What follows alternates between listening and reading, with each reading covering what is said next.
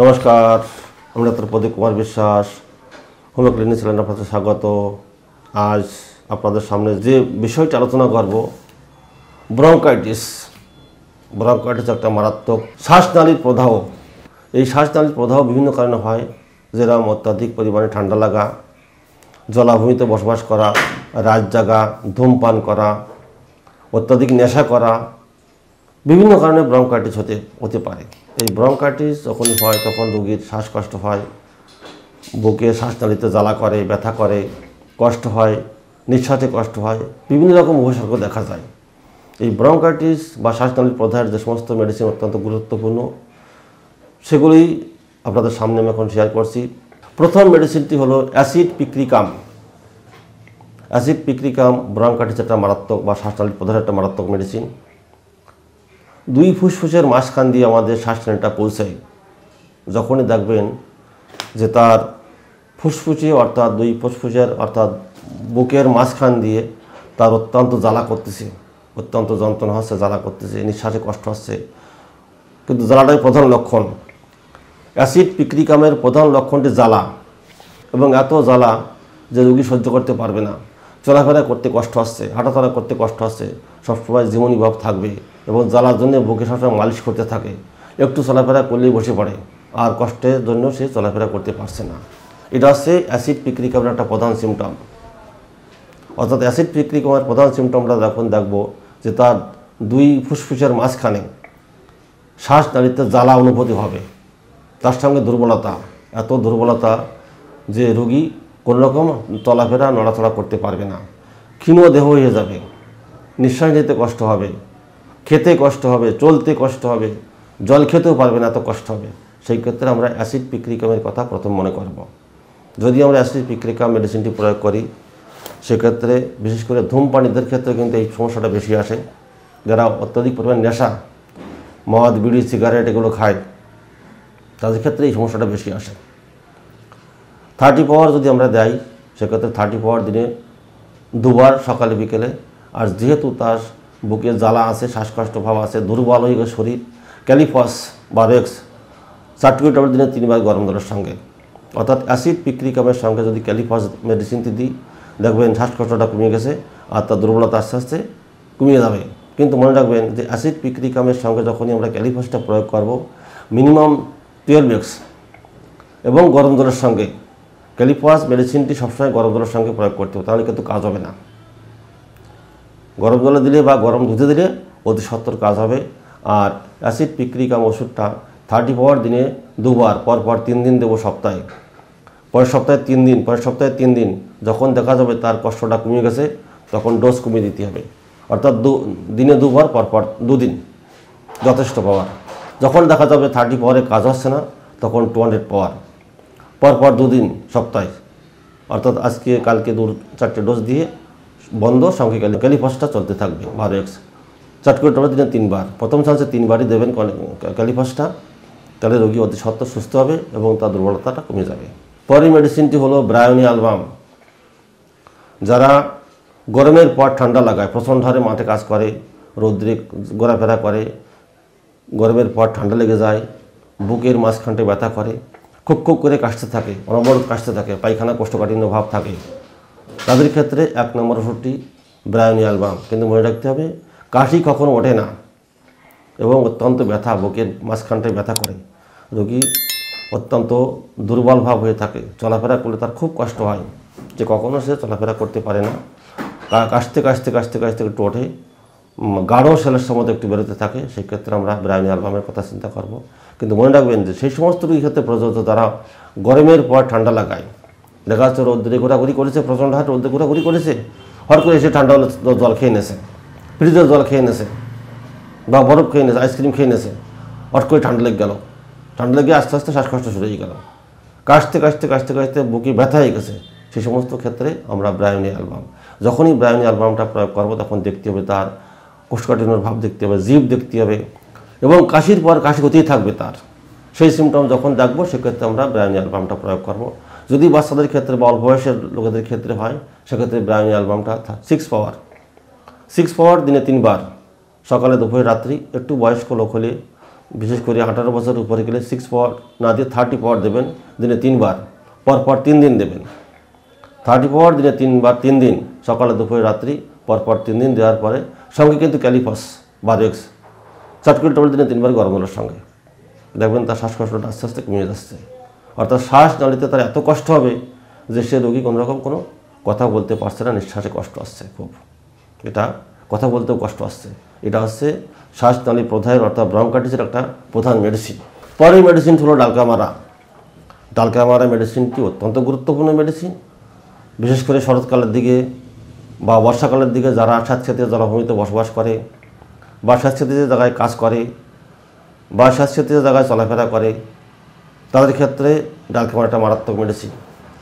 এই সমস্ত অবস্থায় যদি তারা শ্বাসকষ্ট হয়, অর্থাৎ তাদের নিঃশ্বাসে কষ্ট হয়, কাশি হয়, খুব খুব করে কাশি আসছে, কফ বেরোচ্ছে না, কাশতে কাশতে কাশতে কাশতে দম আটকে যাচ্ছে, কিন্তু সবসময় মনে রাখতে হবে যে এই রুগীটার বসবাসযোগ্য জায়গায় কোন জায়গায় সে বসবাস করে। আমরা যখন কোনো রুগী দেখব, যখন কোনো মেডিসিন প্রয়োগ করতে হবে, তখন তার মেডিসিনের মেন লক্ষণগুলি অর্থাৎ কারণটাকে জানতে হবে যে কোন কারণে তার সমস্যাটা আসছে, শ্বাসকষ্টটা বা শ্বাসনালীর প্রদাহটা কেন, কোন কারণে হচ্ছে, তার বসবাসযোগ্য কীরকম, সমস্ত না জেনে আমাদের হোমিওপ্যাথিতে কিন্তু কারণ খোঁজে। তার যে কোনো রোগ হোক না কেন তার কারণটা খুঁজে বেড়ায় যে কোন কারণে যদি তার সমস্যাটা হয়েছে। সেই কারণটা যদি সঠিকভাবে ডায়াগনোসিস করা যায় 100% রোগী সাকসেসফুল হবে। আমরা কিন্তু কারণ খুঁজি নিই, আমরা রোগী শ্বাসকষ্ট আসছে দিয়ে দাও ব্রায়োনিয়া, দিয়ে দাও স্পঞ্জিয়া, কিন্তু না, কারণটা না জেনে শুনি মেডিসিন প্রয়োগ করা যাবে না, তাহলে কিন্তু শুধু কাজ হবে না। যেরকম ডালকামারা যখন প্রয়োগ করব তখন তার কারণটা খুঁজতে হবে যে কোন কারণে তার শ্বাসকষ্টটা বা শ্বাসনালীর প্রদাহটা হচ্ছে, ব্রঙ্কাইটিসটা কোন কারণে হয়েছে, এটা জানতে হবে, কারণটা জানতে হবে। যদি দেখা যাচ্ছে যে না, সে জলাভূমিতে বসবাস করে, জলাভূমিতে কাজ করে, জলের ধারে কাজ করে, স্যাঁতসেঁতে জায়গায় কাজ করে, সেক্ষেত্রে আমরা ডালকামারার কথা প্রথম চিন্তা করব। যখনই ডালকামারা প্রয়োগ করব 30 পাওয়ার দিনে 2 বার, পরপর 3 দিন। ডালকামারা যখনই আমরা প্রয়োগ করব তখন 30 পাওয়ার দিনে 2 বার, পরপর 3 দিন, আর সঙ্গে ক্যালিফস বারেক্স চাটকুল টবল দিনে 3 বার কন্টিনিউ কিন্তু চালাতে হবে। ক্যালিফসটা মোটেই বন্ধ করা যাবে না। ডালকামারা সপ্তাহে যদি 3 দিন দেয়, পরের সপ্তাহে 3 দিন, পরের সপ্তাহে 3 দিন দিয়ে ওয়েট করতে হবে, দেখবেন রুগী আস্তে আস্তে সুস্থ হয়ে যাচ্ছে। অর্থাৎ পরপর 3 সপ্তাহ দেওয়ার পরে রুগী, যদি দেখা যাচ্ছে 2 সপ্তাহ দেওয়ার পর রুগী সুস্থ হয়ে গেছে, তখন ওষুধ বন্ধ করে দিতে হবে, সঙ্গে ক্যালিফসটা চালাতে হবে কন্টিনিউ। দেখবেন রুগী আর তাড়াতাড়ি ভোগ দিচ্ছে না, অতি সত্ত্বর সুস্থ হয়ে যাবে। সুতরাং যখনই আমরা কোনো মেডিসিন প্রয়োগ করব তখন তার সমস্ত সিমটম জেনে প্রয়োগ করলে আর কোনো কষ্ট হবে না, রুগী অতি সত্ত্বর সুস্থতার দিকে যাবে। এবং বেশি ডোজ প্রয়োগ করা যাবে না, যত সম্ভব কম ডোজ প্রয়োগ করে মেডিসিন আমরা রুগীকে সুস্থ করতে পারবো। বিশেষ করে হোমিওপ্যাথিতে, অ্যালোপ্যাথিতে কোনো চিকিৎসা নেই, এর সঙ্গে সঙ্গে যাওয়ার সঙ্গে গ্যাস দেবে না, ইঞ্জেকশন দেবে না, দিয়ে বসাই দেবে না। কিন্তু না, অনেক সময় দেখা যায় যদি পুরনো রোগী হয় বা পুরনো কেস হয়, সেক্ষেত্রে অনেক সময় কফ বেরোতে থাকে, গাঢ় কফ, দুর্গন্ধযুক্ত কফ বেরোবে, দেখবেন রোগী আস্তে আস্তে অবশ্যই সুস্থতার দিকে আসবে। সুতরাং প্রত্যেকটা মেডিসিন যখন প্রয়োগ করব তখন সমস্ত সিমটমগুলি জেনে আমরা প্রয়োগ করব, 100% কাজ সাকসেসফুল। আর শ্বাসকষ্টের ক্ষেত্রে বিশেষ করে ক্যালিফসটা মারাত্মক মেডিসিন, এটা থাকতেই হবে সবসময়। পরের মেডিসিনটি হলো ফেরাম্পাস। শ্বাসনালীর প্রদাহের প্রথম মেডিসিনটি হলো ফেরাম্পাস। যখনই রোগী প্রথম চান্সে আসবে, তার সমস্যাটা দেখতে পারবো, তার যে সমস্যাগুলো আছে সেটা যখন দেখতে পারবো, তখন প্রথম চান্সে আমরা তাকে ফেরাম্পাস প্রয়োগ করব। ফেরাম্পাস যখনই প্রয়োগ করবো দেখতে পাবো তার অনেক সময় জ্বর থাকে, শ্বাসনালীর প্রদাহের সঙ্গে তার জ্বর থাকবে, এবং এই জ্বর অবস্থায় আমরা ফেরাম্পাসটা প্রথম মেডিসিন। ফেরাম্পাস যদি 30 পাওয়ার ব্যবহার করি দিনে 3 বার, পরপর 3 দিন, কিন্তু ফেরাম্পাস যখনই প্রয়োগ করব দেখতে হবে তার অন্য অন্য সিমটমগুলি, তার জ্বর আছে কিনা, মাথায় তাপ আছে কিনা, বা শরীর দুর্বলতাও থাকবেই। সেক্ষেত্রে যখনই ফেরাম্পাস প্রয়োগ করবো 30 পাওয়ার দিনে 3 বার, পরপর 3 দিন, আর সঙ্গে ক্যালিফসটা দিতে হবে বারেক্স, দেখবেন আস্তে আস্তে রোগীটা সুস্থ হয়ে যাচ্ছে। সুতরাং প্রত্যেকটা মেডিসিন দেওয়ার আগে বা যখন সিলেকশন করব, ভালো করে সেই মেডিসিনের সিমটমটা আমাদের জানতে হবে এবং শুনে নিতে হবে রোগীর কাছ থেকে, তাহলে 100% সাকসেস। পরের মেডিসিনটি হলো ক্যালিকার। ক্যালিকার শ্বাসনালীর প্রদাহের একটা মারাত্মক মেডিসিন। মনে রাখবেন, যে সমস্ত রোগীরা ঠান্ডা ধাতুগ্রস্ত, তাদের ঠান্ডাটা লেগেই থাকে এবং তাদের সেলের দোষ থাকবে, বিশেষ করে রাত্রে 3টার পর 2:30টার পর থেকে তার শ্বাসকষ্ট শুরু হবে এবং শ্বাসনালীর প্রদাহ শুরু হবে। সেই ক্ষেত্রে আমরা ক্যালিকার মেডিসিনটা ভাবব। মনে রাখবেন যে ক্যালিকার মেডিসিনের প্রধান সিমটমটি হলো শেষ রাতের দিকে, অর্থাৎ রোগী সারাদিন রাত ভালো আছে, ভোর রাতের দিকে 2:30-3টের সময় তার শ্বাসকষ্ট শুরু আসছে, কাশি শুরু আসছে, কুকু করে কাশতে থাকে, কাশতে কাশতে কাশতে কাশতে একটু বেরোলো, হয়তো হালকা একটু গুটি গুটির মতো সেলেস বেরোলো, সেটা অত্যন্ত দুর্গন্ধ। কাশতে কাশতে একটু গুটি বেরোয়, অনেক সময় দেখা যাচ্ছে কাছের গুলির মতো বা সাবুদানার মতো গুলি বেরোতে থাকে, সেগুলো ভেঙে দিলে অত্যন্ত দুর্গন্ধ বেরোয়। সেক্ষেত্রে আমরা ক্যালিকার মেডিসিনটা প্রথম প্রয়োগ করব। কিন্তু মনে রাখবেন, ক্যালিকার মেডিসিনটা তখনই প্রয়োগ করব, জানতে হবে তার ঠান্ডা ধাতুগ্রস্ত রোগী, যাদের ঠান্ডা ধাত 12 মাসকাল লেগে থাকে, তার সমস্ত সিমটমগুলো শেষ রাতের দিকে বৃদ্ধি পাচ্ছে, অর্থাৎ বেলা রাত 2:30 থেকে ভোর রাত পর্যন্ত, অর্থাৎ 5টা পর্যন্ত তার সমস্যাগুলো বৃদ্ধি পাবে। সেই ক্ষেত্রে আমরা প্রথম মেডিসিনটি প্রয়োগ করব ক্যালিকার 34 দিনে 2বার, পরপর 3 দিন, আর সঙ্গে ক্যালিপাস বারেক্স 4 ট্যাবলেট দিনে 2বার বা 3বার দিতে পারি ক্ষেত্র বিশেষ। কিন্তু ক্যালিকার মেডিসিনটি যেহেতু অত্যন্ত গুরুত্বপূর্ণ মেডিসিন এবং রেয়ার মেডিসিনের ভিতর পড়ে, দীর্ঘমেয়াদী মেডিসিনের ভিতর পড়ে, এটা কিন্তু বেশি ডোজ প্রয়োগ করা যাবে না। এটা সকালে বিকেলে পরপর 3 দিন প্রয়োগ করব, 2 ফোঁটা করে বা 1 ফোঁটা করে, আর সঙ্গে ক্যালিপাসটা 4 ট্যাবলেট দিনে 3বার, বারেক্স প্রথম চান্সে 3বার, পরে আস্তে আস্তে কমে গেলে 2বার করে দিতে হবে। ক্যালিকার মেডিসিন যখন প্রয়োগ করব, প্রথম সপ্তাহে 3 দিন, পরের সপ্তাহে 3 দিন, যখন দেখতে হবে যে রোগী সুস্থ হয়ে গেছে, তখন ডোজটা কমিয়ে দিতে হবে, অর্থাৎ 2 দিন সপ্তাহে, আজকে সকালে বিকালে, কালকে সকালে বিকালে, দেখবেন আস্তে আস্তে রোগীটা সুস্থ হয়ে যাচ্ছে। অর্থাৎ প্রত্যেকটা মেডিসিন যখন প্রয়োগ করব, তখন তার ডোজের উপর সবসময় গুরুত্ব দিতে হবে। ডোজের এবং সিমটমের উপর যদি আমরা গুরুত্ব দিয়ে মেডিসিন প্রয়োগ করতে পারি, 100% কাজ সাকসেসফুল, কোনো রকম ভুল নাই। পরের মেডিসিনটি হলো লাইকোপোডিয়াম। শ্বাসনালীর প্রদাহের লাইকোপোডিয়াম একটা মারাত্মক মেডিসিন। যে সমস্ত ইয়ং ছেলেরা এবং বৃদ্ধরা, বিশেষ করে লাইকোপোডিয়াম মেডিসিনটি ইয়ং ছেলেদের বা মেয়েদের এবং বয়স্কদের ক্ষেত্রে বেশি প্রযোজ্য। যে সমস্ত বুড়োরা বা ইয়ং ছেলেরা শ্বাসনালীর প্রদাহজনিত কারণে ভোগে, তাতে বিভিন্ন কারণে হোক, ঠান্ডা লাগে হোক, রাত জেগে হোক, বা কোনো কারণে হোক ভোগে, তাদের সমস্ত রকম বাড়াবাড়িটা বিকেল 4টা থেকে 8টা, অর্থাৎ বিকালের দিকে তার কষ্টটা বেশি হবে, তার কষ্টটা বিকালের দিকে বেশি হবে, এবং তখন সে শ্বাসকষ্টে ভোগবে, দুর্বলতা লাগবে, চলাফেরা করতে পারবে না, সমস্ত রকম অস্বস্তি বোধ তার বিকালের দিকে বেশি হবে। সেই ক্ষেত্রে আমরা লাইকোপোডিয়াম মেডিসিনটা প্রয়োগ করব। কিন্তু মনে রাখবেন, লাইকোপোডিয়াম মেডিসিনটা তাদের ক্ষেত্রে প্রযোজ্য, ইয়ং ছেলেদের এবং বয়স্ক লোকেদের, যেটা পুরুষ হতে পারে, মহিলা হতে পারে, ইয়ং ছেলেও হতে পারে, ইয়ং মেয়েও হতে পারে, এদের ক্ষেত্রে কিন্তু মেডিসিনটা অত্যন্ত গুরুত্বপূর্ণ। কিন্তু মনে রাখতে হবে তার বাড়াবাড়িটা বিকালের দিকে, তাহলে আমরা লাইকোপোডিয়াম প্রয়োগ করতে পারি। এবং এদের ধাতুগত লক্ষণ, চরিত্রগত লক্ষণ সমস্ত জেনে কিন্তু প্রয়োগ করতে হবে, এটা মনে রাখবেন। লাইকোপোডিয়াম একটু দীর্ঘমেয়াদী মেডিসিন, 30 পাওয়ার আমরা দিনে 2বার, পরপর 3 দিন দেবো, আর সঙ্গে ক্যালিপাস বারেক্স 4 ট্যাবলেট দিনে 3বার গরম জলের সঙ্গে, পরপর 3 দিন দেওয়ার পর যদি দেখা যাচ্ছে পরের সপ্তাহে সে ভালো আছে, তাহলে 2 দিন, আর ক্যালিপাসটা চলতে থাকবে।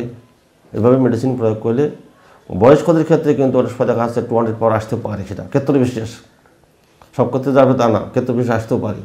সেক্ষেত্রে তাকে 200 পাওয়ার যদি দেয়, বেশি ডোজ দেওয়া যাবে না, 200 পাওয়ার 2টো ডোজ যথেষ্ট, বা 3টে ডোজ রেয়ার, তার বেশি না, রোগী সুস্থ হয়ে যাবে। সুতরাং আমরা যখন কোনো মেডিসিন প্রয়োগ করব, তার সমস্ত সিমটম জেনে কিন্তু প্রয়োগ করতে হবে। পরের মেডিসিনটি হলো সিপিআর।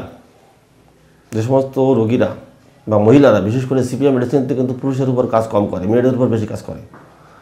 যে সমস্ত রোগিনী, ইয়ং মেয়ে হোক, মহিলা হোক, সামনের দিক থেকে মনে হবে মেয়ে ছেলে, পিছন দিক থেকে মনে হবে পুরুষ ছেলে, কারণ তাদের পিছন দিক থেকে মনে হবে একটা পুরুষ ছেলেটি যাচ্ছে, তাদের শরীরের গঠন এরকম। যখনই সামনের দিক থেকে দেখবেন তখন মনে হবে যেন একটা মেয়ে ছেলে যাচ্ছে এটি, আর যখন পিছন দিক থেকে তাকাবেন তখন মনে হবে একটা পুরুষ ছেলেটি যাচ্ছে, তাদের শরীরের গঠন পুরুষের মতো। এই সমস্ত মেয়েদের এবং হালকা পাতলা চেহারা, এই সমস্ত মেয়েদের ক্ষেত্রে কিন্তু সিপিআর একটা প্রদত্ত মেডিসিন, খুব মারাত্মক মেডিসিন। অর্থাৎ তাদের যখনই খুব কাশি হবে, গুটি গুটি সেলেসটা বেরোবে, পচা দুর্গন্ধযুক্ত সেলেসটা বেরোবে, শ্বাসনালীতে প্রদাহ হবে, ব্যথা হবে, সেই ক্ষেত্রে আমাকে সিপিআর প্রয়োগ করতে পারি। কিন্তু মনে রাখবেন, প্রত্যেকটা মেডিসিন যখন প্রয়োগ করব, তখন রোগীর ধাতুগত লক্ষণ, চরিত্রগত লক্ষণের উপর নির্ভর করে কিন্তু মেডিসিন প্রয়োগ করতে হবে। সিপিআর রোগীর যে ধাতুগত লক্ষণ, চরিত্রগত লক্ষণ বা তার বডির স্ট্রাকচার সেটা না জেনে কিন্তু প্রয়োগ করা যাবে না। কোন রোগীর বডি স্ট্রাকচার কীরকম প্রত্যেকটা মেডিসিনই কিন্তু দেওয়া আছে, সেভাবে তার বডি স্ট্রাকচারের উপর নির্ভর করে মেডিসিন প্রয়োগ করতে হবে। এটা 100% গ্যারান্টি সাকসেসফুল। অর্থাৎ সিপিআর যখনই প্রয়োগ করব, যখন দেখতে হবে যে তার পিছন দিক থেকে পুরুষের মতো চেহারা, হালকা পাতলা চেহারা, কিন্তু তার ভিতর শ্বাসকষ্ট হচ্ছে, বুকে ব্যথা আছে, শ্বাসনালীতে ব্যথা আছে, কুক করে কাশির সঙ্গে সেলেসা বেরোচ্ছে, দুর্গন্ধযুক্ত সেলেসা বেরোয়, অল্প একটু সেলেসা বেরোয়, গুটি মতো বেরোয়, সেটা ভাঙলে দুর্গন্ধ বেরোয়, সেক্ষেত্রে আমরা সিপিআর প্রয়োগ করতে পারি। সিপিআর রোগীর বাড়াবাড়ি কিন্তু সকাল এবং সন্ধ্যায়, দুই টাইমে তার কাশিটা বেশি হবে, সকালের দিকে এবং সন্ধ্যাবেলার দিকে কাশিটা বেশি হবে, প্রচণ্ড হারে কাশি হবে, কাশতে রোগীটি দম ফেলতে পারবে না, সেক্ষেত্রে আমরা সিপিআর প্রয়োগ করব। সিপিআর যখন প্রয়োগ করব, এটা যেহেতু দীর্ঘমেয়াদী মেডিসিন, বেশি ডোজ দেওয়া যাবে না। অর্থাৎ সকালে বিকেলে পরপর 3 দিন দিয়ে যথেষ্ট, 30 পাওয়ার পরপর 3 দিন যথেষ্ট। তারপরের সপ্তাহে 2 দিন। যদি দেখা যাচ্ছে 2 সপ্তাহে দেওয়ার পর রোগী ভালো আছে, সেক্ষেত্রে আর ডোজ প্রয়োগ করা যাবে না, শুধু ক্যালিফসটা দিতে হবে কন্টিনিউ। ক্যালিফসটা যদি 12 সার্কুলার ট্যাবলেট দিনে 3 বার দিতে থাকি গরমের সঙ্গে, দেখবেন বেশি ডোজ প্রয়োগ করার দরকার নেই, ওই 2-4টে ডোজ দিলেই যথেষ্ট হয়ে যাবে। কিন্তু ক্যালিফসটা বন্ধ করা যাবে না, ওরা কন্টিনিউ চালাতে হবে, দেখবেন রোগী আস্তে আস্তে সুস্থ হয়ে গেছে। সুতরাং শ্বাসনালীর প্রদাহ একটা মারাত্মক রোগ, আবার সহজ রোগ। যদি আমরা সঠিকভাবে ডায়াগনোসিস করি, মেডিসিন প্রয়োগ করতে পারি, কোনো সমস্যাই না, 100% রোগী সুস্থ হবে, এটা আমার বিশ্বাস। সুতরাং আমার অভিজ্ঞতায় যে সমস্ত মেডিসিন আমি প্রয়োগ করি আমি সাকসেসফুল হয়েছি, সেইগুলি আপনাদের সামনে এখন শেয়ার করছি বা শেয়ার করলাম। আপনারা ভিডিওটি সম্পূর্ণ দেখবেন এবং সবসময় সঠিকভাবে ডায়াগনোসিস করে মেডিসিন প্রয়োগ করবেন, 100% সাকসেসফুল অবশ্যই পাবেন, কোনো রকম ভুল নাই। সুতরাং ভিডিওটি আপনাদের ভালো লাগলে আপনারা শেয়ার করবেন, লাইক করবেন এবং সাবস্ক্রাইব করবেন। নমস্কার।